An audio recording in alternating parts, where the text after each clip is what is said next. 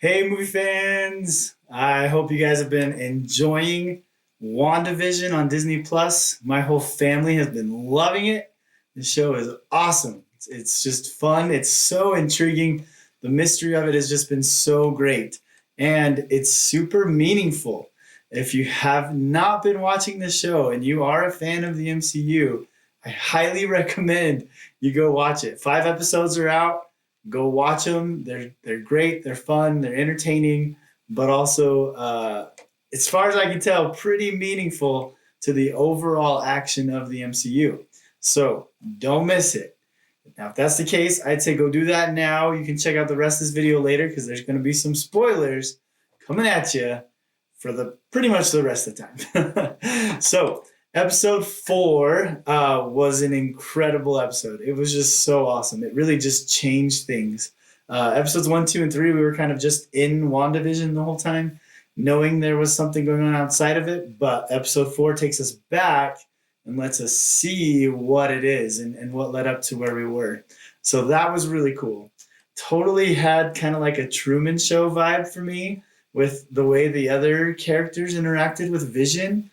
So that was kind of crazy. Plus, we also discovered in episode 4, we saw it at the end of 3, but got to see what it was and kind of where it all started.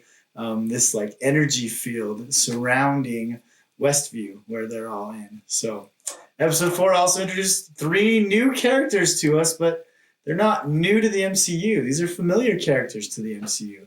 Agent Jimmy Woo, who I loved how he introduced himself by pulling out magically a business card. That was super cool because remember in Ant-Man and the Wasp, he's the one who, seriously, how'd you do that? Wants to learn from Ant-Man how he did the card tricks because Ant-Man's been on house arrest, so that was cool. And he's a great character, super funny, lots of good humor from him. I really enjoy Agent Jimmy Woo as a character. He's great. We also got Darcy coming into the series. Darcy was in Thor and Thor 2.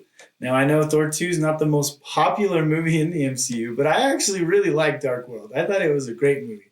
A lot of cool things about it, and I think Darcy is funny. She's just quirky and unique and just brings a cool, different vibe and energy to things, and it's working really well in this series, so I'm happy she's there. My equipment registered an extremely high level of CMBR. That's relic radiation dating back to the Big Bang. Yeah. Entwined was a broadcast frequency, so I had your goons pick me up a sweet vintage TV, and when I plugged this bad boy in, voila, sound and picture. Dinner is served. So you're saying the universe created a sitcom starring 2 Avengers? It's a working theory. The third one is Monica Rambo. Monica was just a little girl when we saw her in Captain Marvel, but apparently not good to mention or bring up Captain Marvel around Monica. Now she is a SWORD agent, and from what the show has told us, SWORD is an agency kind of started by her mom, Maria Rambo, who was Captain Marvel's best friend. And so that's been really cool having those connections and seeing these other characters from the MCU. And Monica is a great character. She's awesome. After that episode where we learned who she was, episode 4, our family rewatched Captain Marvel. And so that was really cool seeing her just as a little girl and catching little hints oh, yeah, okay. It kind of was some foreshadowing there that she was going to be an important character in the future. So that was awesome. Your mom's lucky. When they were handing out kids, they gave her the toughest one. Lieutenant Trouble. You remembered. Episode 5 then. We move into episode 5 and oh man, just so good. So good. The intro totally had a Wonder Years vibe to me, but the look was so Full House, which was just really cool because Wanda is played by Elizabeth Olsen and her sisters were Mary-Kate and Ashley Olsen, and they were in, at one at a time, The Youngest Child in Full House. So that was kind of cool that they did that. We thought they probably would go there a little bit, and that's definitely what it looked like to me. But we're discovering more about Vision here. He's getting more and more aware. The whole time they've been aware that they were powered people and that they had to hide their true identities. But Vision's starting to see that things are going on. Like things are very different.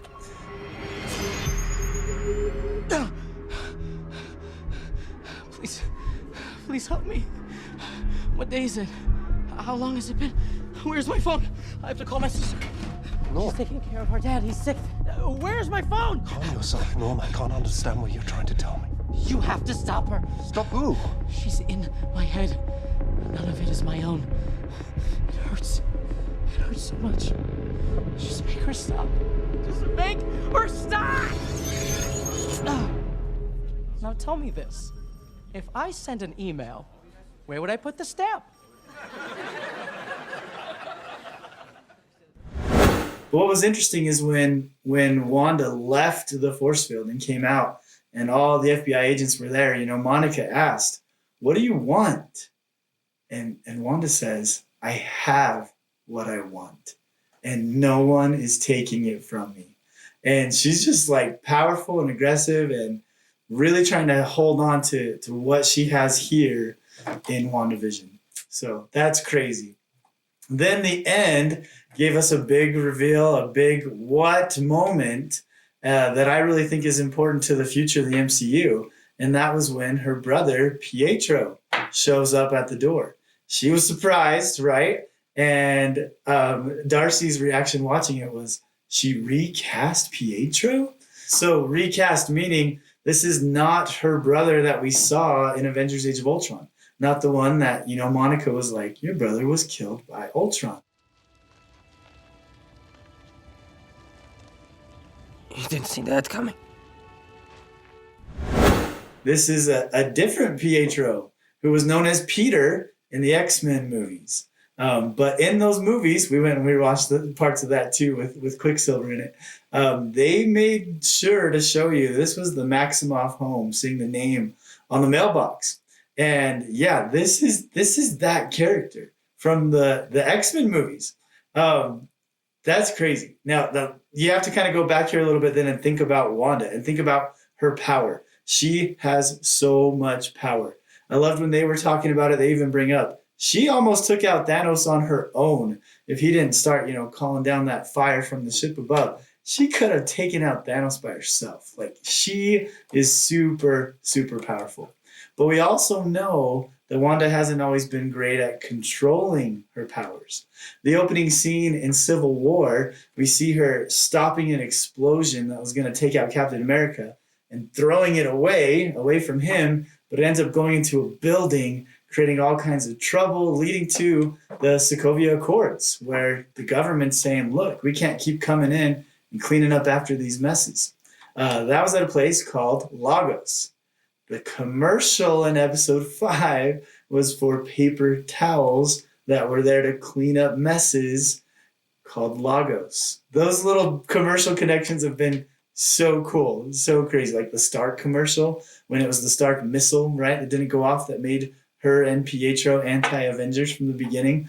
Strucker and Hydra, which we know the experimenting on them is what gave them their powers in the MCU. So very interesting. So her powers, somehow she brought back Vision and he is alive, right? And somehow she brought in another Quicksilver.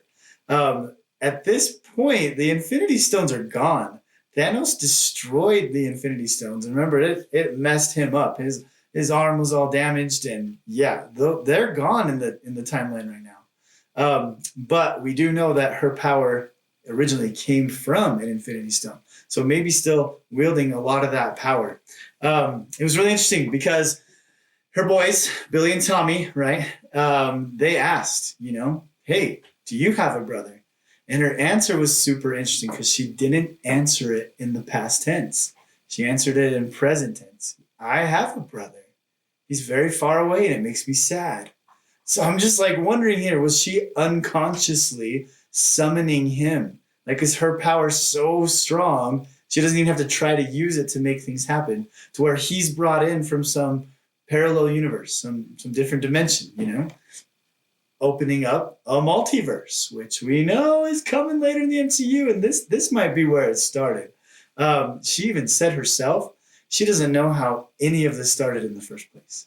And I think I believe her. I think I believe her there. She obviously is very aware and knows a lot of things are going on. But like Vision said, I think it may have started subconsciously, because when Pietro rang the doorbell, she said, I didn't do that. And it seemed super sincere.